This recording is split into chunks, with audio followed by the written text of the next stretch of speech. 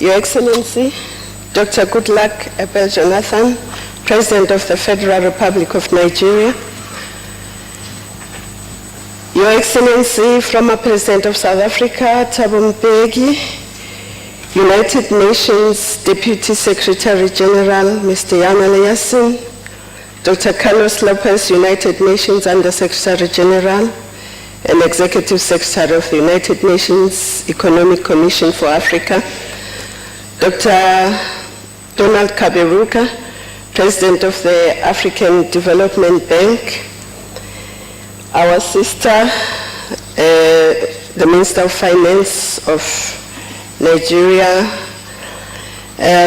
Honorable Ministers of Finance, Planning and Economic Development and Central Bank Governors of the continent, the Honorable Minister of Finance of France, Deputy Chairperson of the Commission of the African Union, fellow commissioners, members of the Diplomatic Corps, Chairperson of the Bureau and Committee of Experts, senior officials, and other ministers who are here.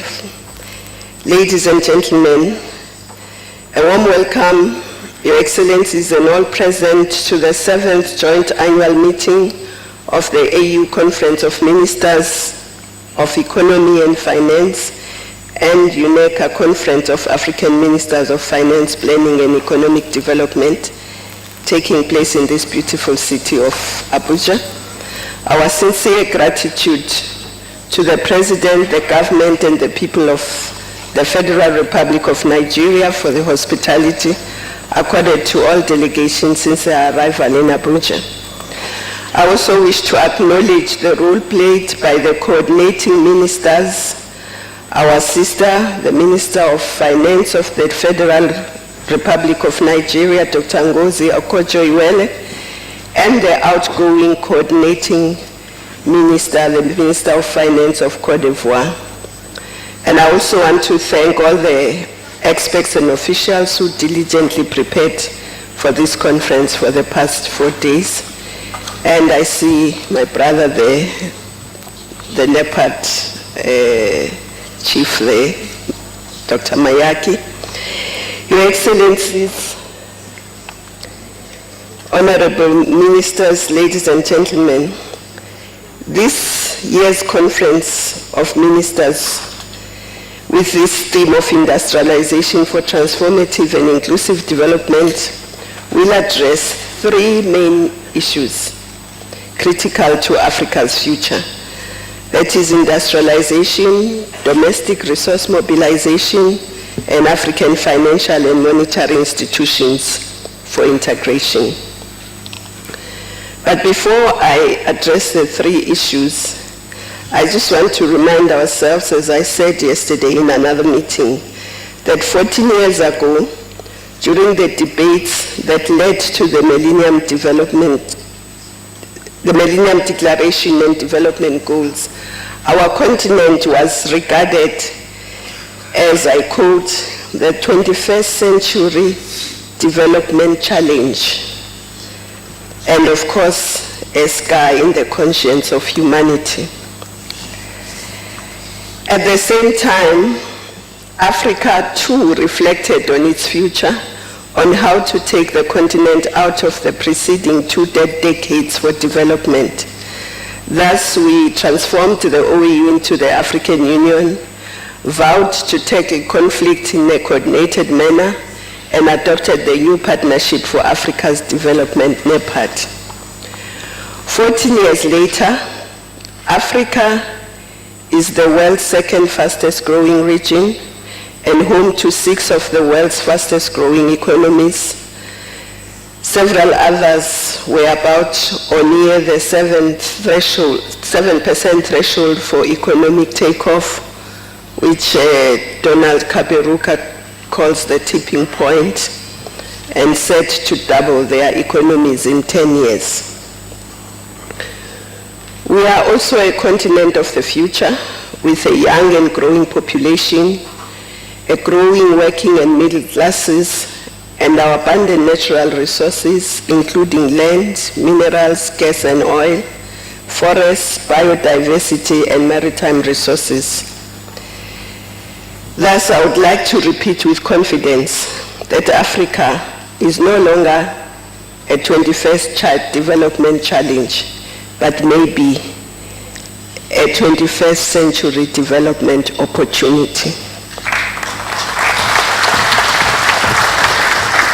Excellencies, ministers, ladies and gentlemen, we do know from our history and that of others that opportunities can be squandered and lost.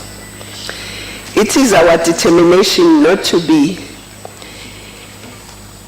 characterized by future generation of Africans as a generation of lost opportunities.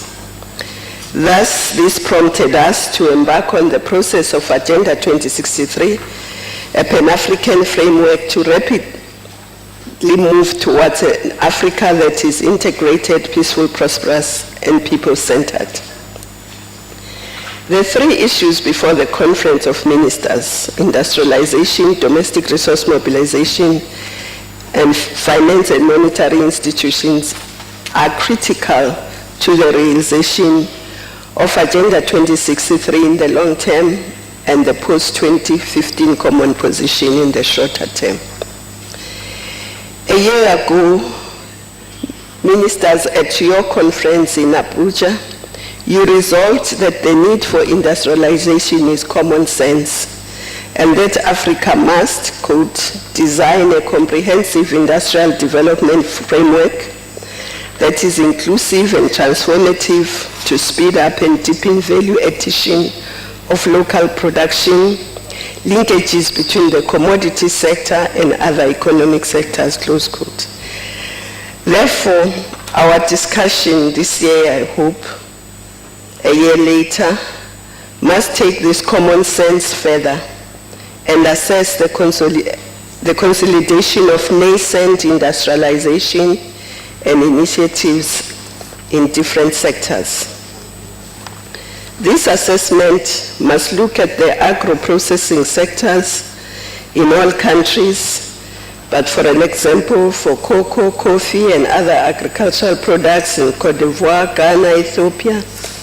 It must look at IC sectors in Rwanda, Kenya, and other places, at textile and fashion industries in West Central and Southern Africa, at tourism, and at the blue economies of Seychelles, Senegal, Mauritius, and Madagascar, the fishing industry in the Gulf of Guinea, at the work done by institutions such as the Central African Forestry Commission on Forest Policy Convergence and the East African Central Coastal Forest to promote sustainable forestry and ecotourism.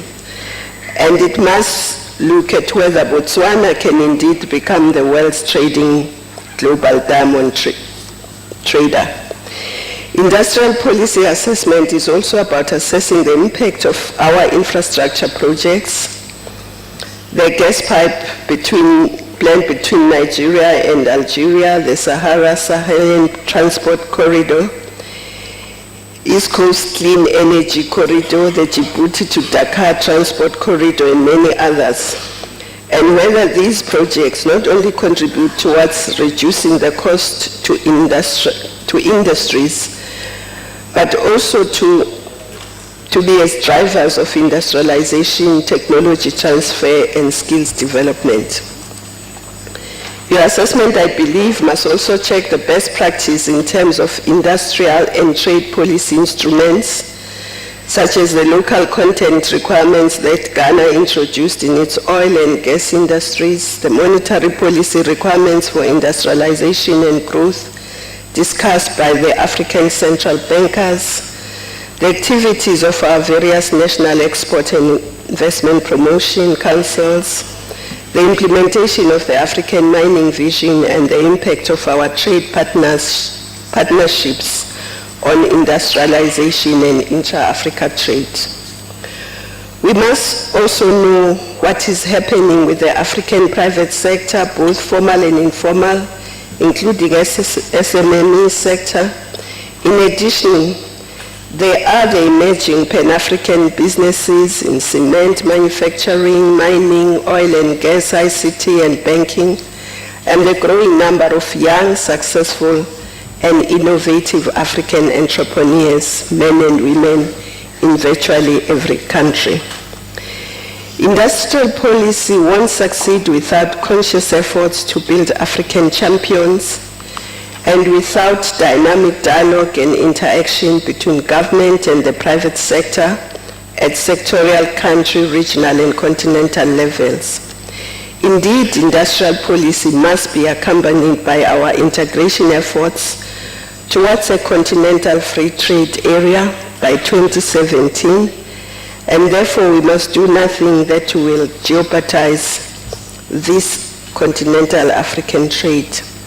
And the skills revolution to train hundreds of thousands more scientists, engineers, artisans working together with the private sector and by investing in science, technology, research and innovation.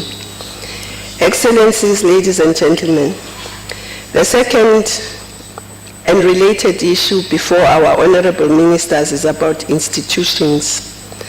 The 2 dead decades of structural adjustment not only saw stagnation and deindustrialization, but also the destruction of institutional capacity to industrial policy support and planning, for industrial policy support and planning.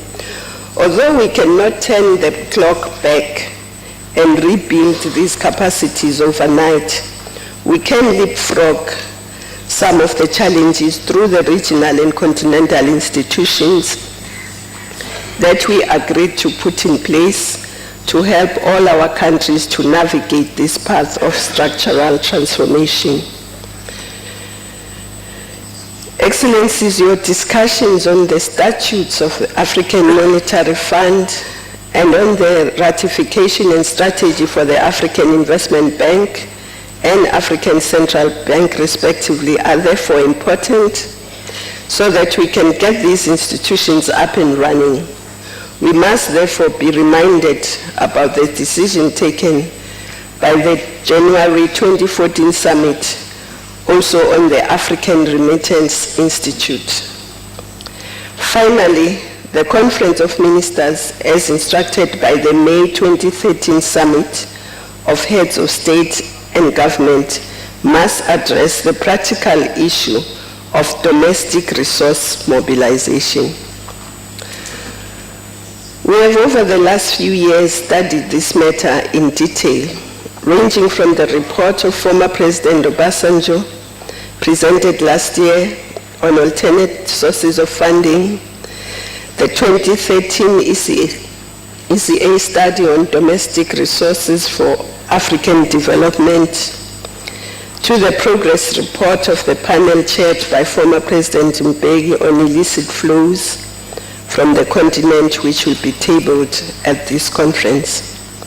All these studies show that given Africa's enormous resource potential, we indeed have the means to invest in the acceleration of our development priorities and in the process leverage and crowd in even greater funding and resources from our partners across the world. Your Excellencies, Honorable Ministers, ladies and gentlemen, I'm confident that our esteemed ministers and institutions gathered at this conference will attend to these matters with the urgency it deserves as critical agents of change for Africa's transformation. As Ministers of Finance, Planning and Economy are well placed to see the bigger picture, to believe in the long view and the merits of transformative policies and strategies. In the end, fellow Africans, industrial policy, building institutions, and even domestic resource mobilization and indeed transformation is not done until it's done. It is only then that we can say, as the late Nelson Mandela taught us, it is impossible until it's done. Africa's industrialization, transformation, and prosperity and peace is impossible until it's done. I wish you a successful deliberation and thank you for your kind attention.